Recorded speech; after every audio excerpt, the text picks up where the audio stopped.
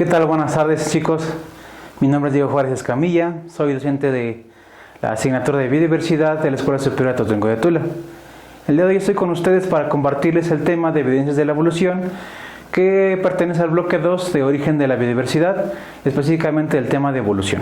Como resumen, tenemos que en el trabajo presente se analizan las 5 evidencias de la evolución, que es la anatomía comparada, el desarrollo embrionario, el registro fósil, la biogeografía y la biología molecular.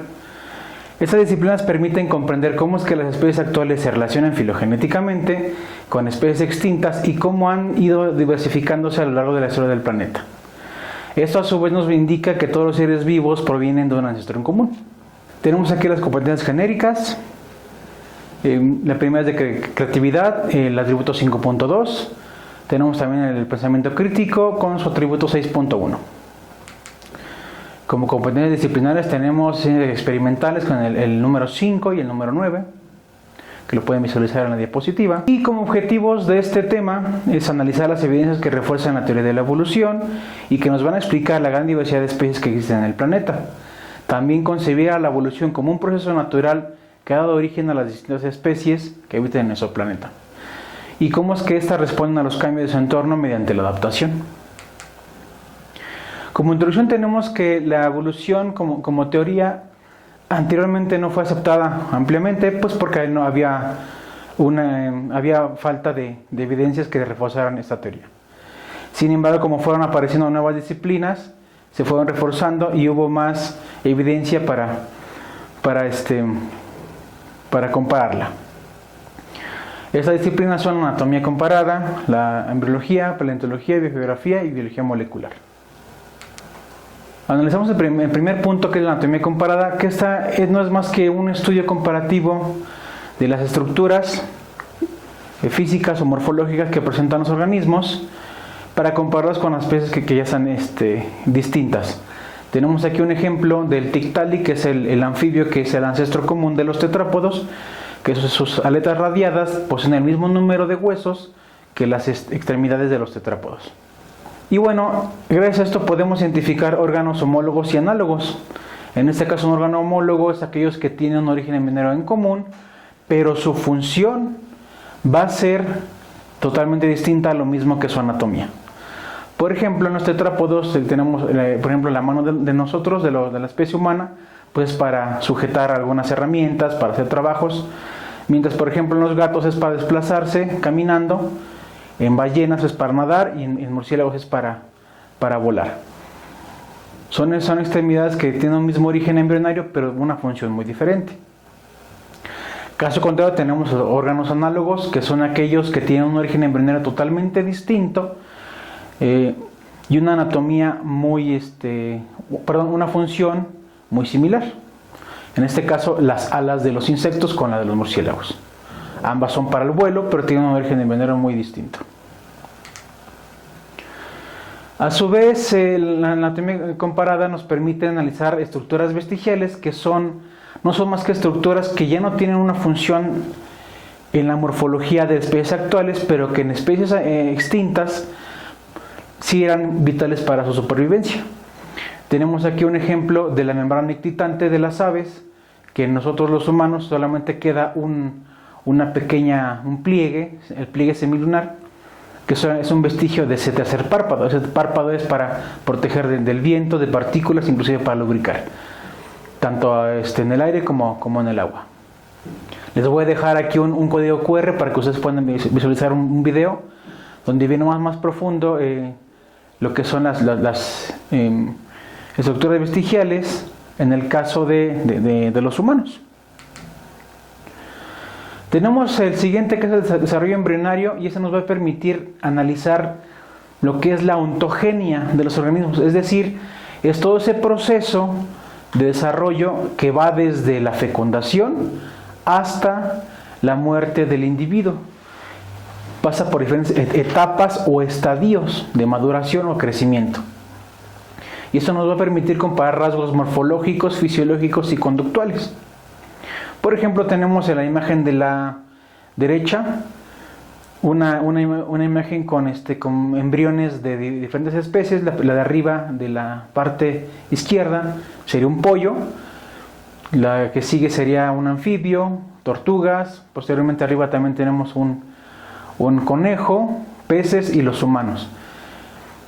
Parecerían que son distintas, pero en algunas etapas somos muy similares, muy parecidos.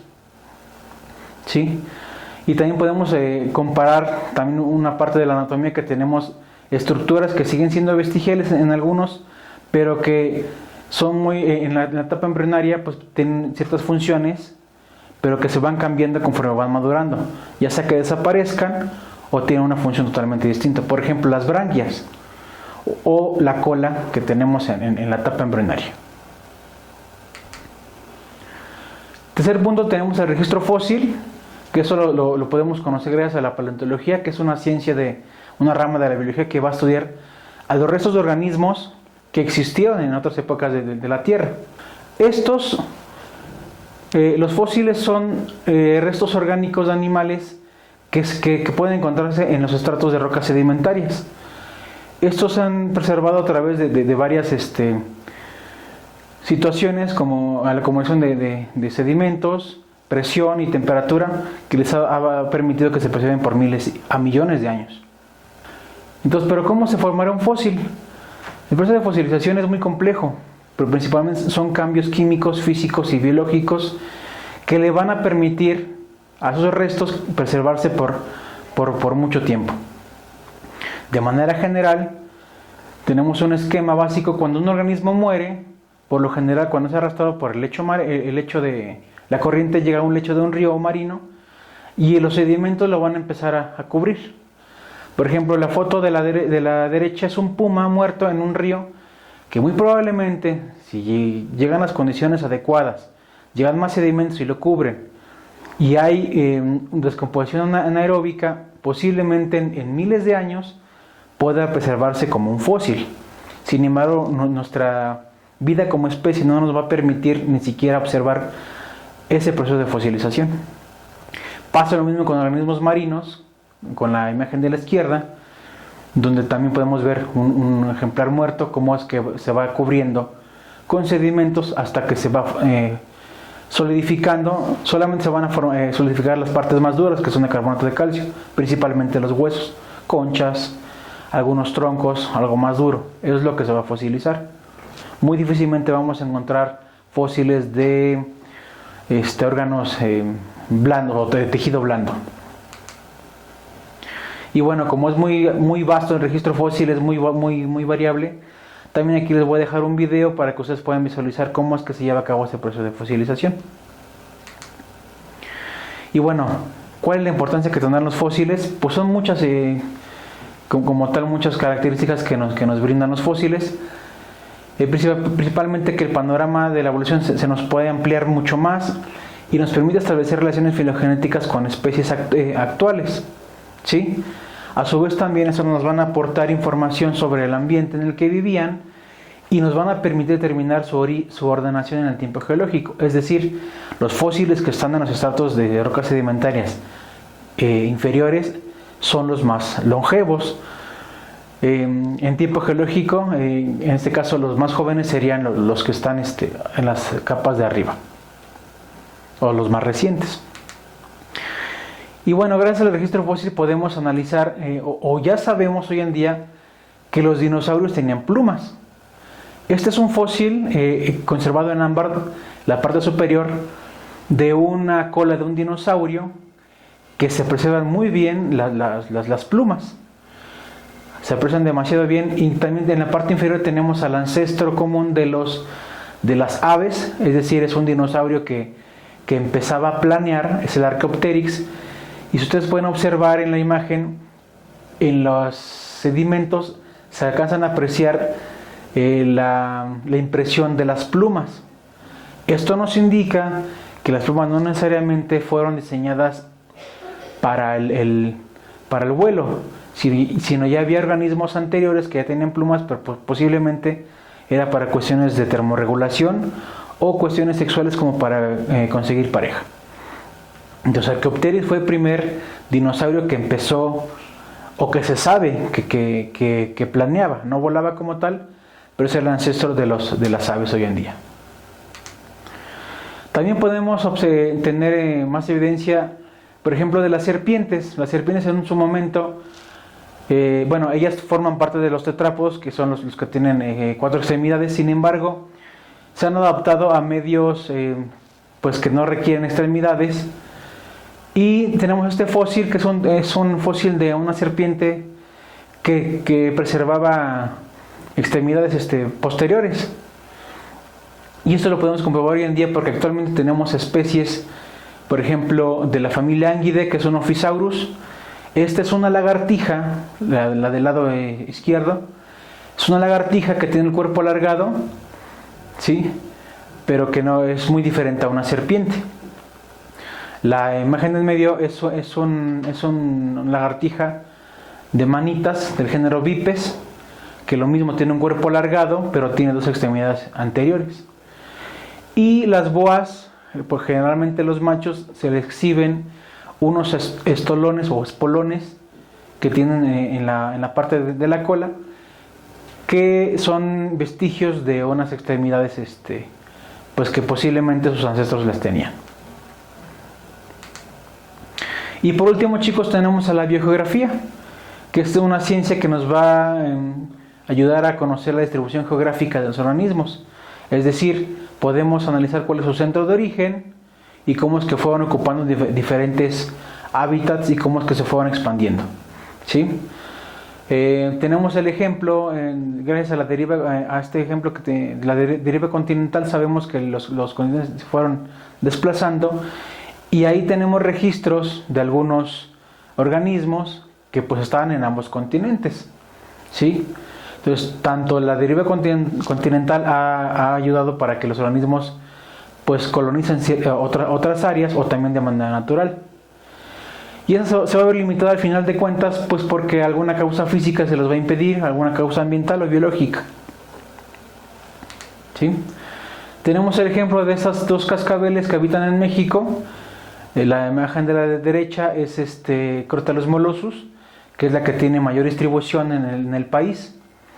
Y del lado derecho es Crotalus transversus, que solamente habitan unas pequeñas regiones del centro de México, Ciudad de México, Estado de México y una parte de Morelos. Entonces eso nos permite saber cuál ha sido su historia evolutiva por las regiones biogeográficas que habitan. Y ya por último tenemos a la biología molecular, chicos, que son las evidencias genéticas que nos van a permitir relacionar más fuertemente a los organismos, que no es más que analizar la secuencia del ADN, es decir, cómo es que los aminoácidos van codificando esos genes. Y por ejemplo, en la parte de arriba, en la imagen de la derecha, se analizan una proteína, el citocromo, que los chimpancés y los humanos tienen los mismos aminoácidos, ¿sí?